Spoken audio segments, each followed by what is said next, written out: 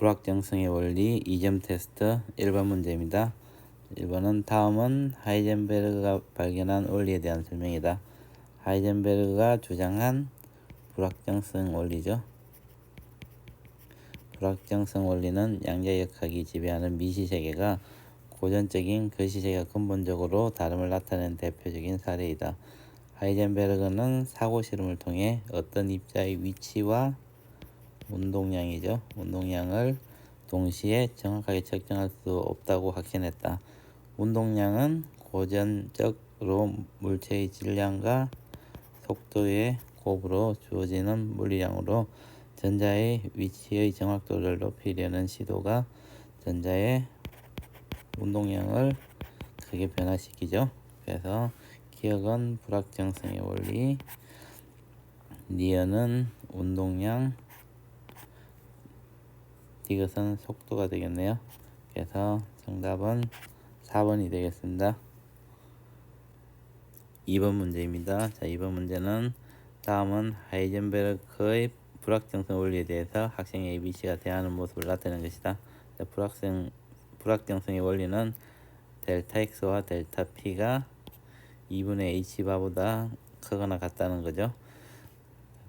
학생 A의 의견을 보면 보호의 수소 원자 모형은 불확정성 원리를 만족하지 않는다. 학생 A는 맞죠?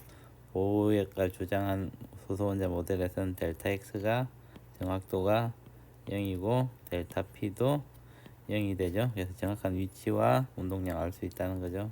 그래서 학생 A는 맞겠습니다. 학생 B는 기억은 작거나 같다인데 크거나 같다니까 학생 B는 틀렸네요. 학생 C의 의견은 측정 장비가 발달하면 위치와 운동량을 동시에 정확하게 측정할 수 있다. 이건 고전역학적인 개념이죠. 그래서 학생 C도 틀렸네요. 맞는 것은 학생 A니까 정답은 1번이 되겠습니다. 3번 문제입니다. 그림은 운동량의 크기가 P인 입자 A가 폭이 델타 Y인 단위 슬릿에 플러스 X방향에 입사하는 것을 나타낸 것이다. 델타 PY는 A가 슬릿을 통과하는 A의 Y축 방향의 운동량의 불확정성이다. 단일 슬릿을 이용한 회절 실험을 보면 슬릿의 간격이 A이고 스크린과 슬릿 간격이 L이고 스크린에 생기는 회절 무늬의 반폭을 델타라고 그러면 델타는 A분의 L 람다와 같이 쓸 수가 있겠죠. 그래서 이 실험에서는 델타가 델타 PY이고 A가 델타 Y가 되겠네요. 그래서 문제를 풀어보면 자, 기억은 슬릿을 통과하기 전 A의 물질파 파장은 람다는 P분의 H로 나타낼 수 있죠. 그래서 기억은 맞겠습니다. 니은은 델타 Y를 증가시키면 델타 PY는 증가한다.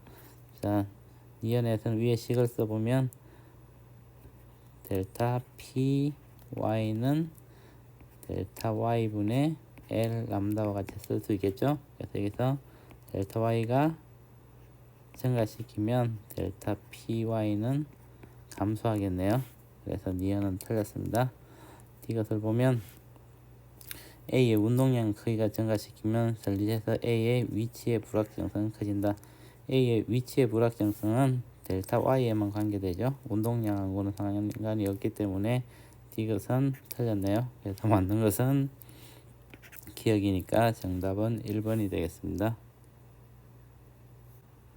4번 문제입니다. 자, 4번 문제는 그림은 빛을 전자에 비춰 현미경을 통해 전자의 위치를 측정하는 사고 실험을 나타낸 것이다. 빛의 파장을 짧게 할 때 이에 대한 설명을 옳은 것만을 구하는 것은 자, 기억을 보면 전자의 위치 불확정성은 감소한다.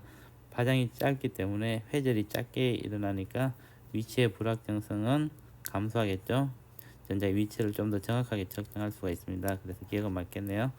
니은을 보면 전자의 운동량의 불확정성은 증가한다. 파장이 짧기 때문에 진동수가 커지고 광자의 에너지가 커지기 때문에 운동량의 변화량이 커지죠. 그래서 운동량의 불확정성은 증가하게 됩니다. 그래서 니은도 맞겠네요. 이것을 보면 파장이 특정한 값보다 작을 때 전자의 위치와 운동량을 동시에 측정할 수 있다. 하이젠버그의 불확정성 원리는 델타 x 곱하기 델타 p는 항상 2분의 h 바보다 크기 때문에 어떤 파장을 이용해서 측정하든지 전자의 위치와 운동량을 동시에 정확하게 측정할 수는 없다는 것이죠.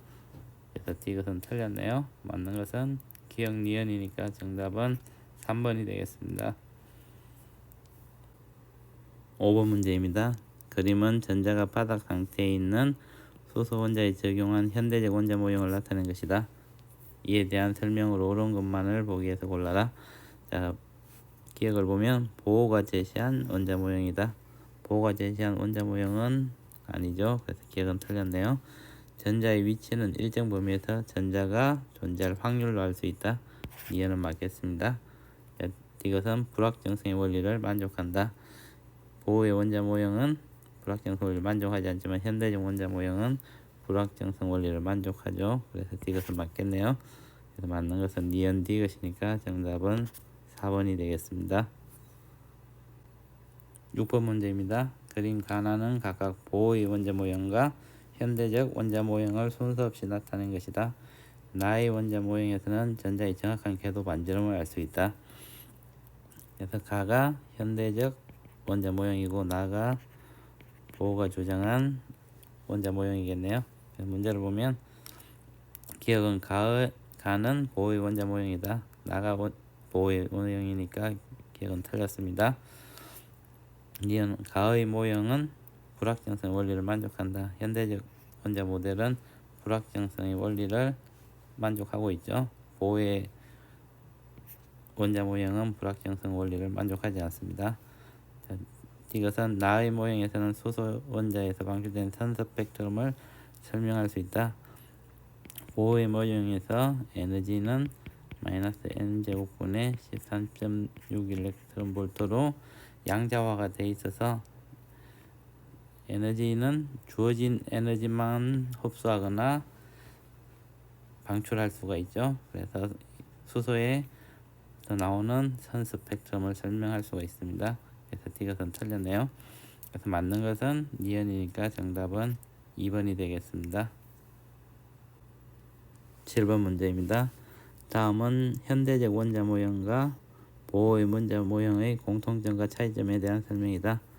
공통점은 양자수가 n일 때 수소 원자의 에너지 기준이 E에는 보호 원자 모형에서 구한 값과 같으며 그 값은 n이 증가할수록 증가하죠. En은 마이너스 n제곱분의 13.6 일렉트론 볼트로 무한대일 때 0이 되고 아래쪽으로 갈수록 감소하게 되죠. 차이점은 현대적 원자 모형은 하이젠베르그의 불확정성의 원리를 만족하지만 보호의 원자 모형은 불확정성 원리에 위배되죠. 문제를 보면 기억은 수소 원자의 에너지 준위는 불연속적이다. 기억은 맞겠네요. 자, 니은을 보면 증가는 기억에는 증가가 맞겠죠. 그래서 니은도 맞습니다. 이것은 불확정성은 니은으로 적정하자. 니은에 들어갈 말은 불확정성 원리겠죠. 그래서 이것도 맞네요. 그래서 기억 니은 이것이 다 맞으니까 정답은 5번이 되겠습니다. 8번 문제입니다. 다음은 보호의 수소 원자 모형과 현대적 수소 원자 모형의 특징을 순서 없이 나타낸 것이다. 가는 파동함수에 의해 전자가 발견될 확률을 알 수 있고 전자가 발견할 확률은 전자 구름의 형태로 보인다. 이게 현대적 원자 모형이죠. 나는 전자는 원자의 핵으로부터 전기력을 받아 안정된 궤도에서 운동을 한다. 이거 나가 보호의 원자 모형이 되겠네요. 자, 문제를 보면 기억은 가는 현대적 원자 모형이다. 기억은 맞겠습니다. 니은은 나는 불확정성 원리를 만족한다. 보호의 원자 모형은 불확정성 원리를 만족하지 않죠. 그래서 니은은 틀렸네요. 이것은 나에서 전자와 원자핵 사이에 서로 당기는 전기력이 작용한다. 이것은 맞겠습니다. 그래서 맞는 것은 기억 디귿이네요. 정답은 3번이 되겠습니다.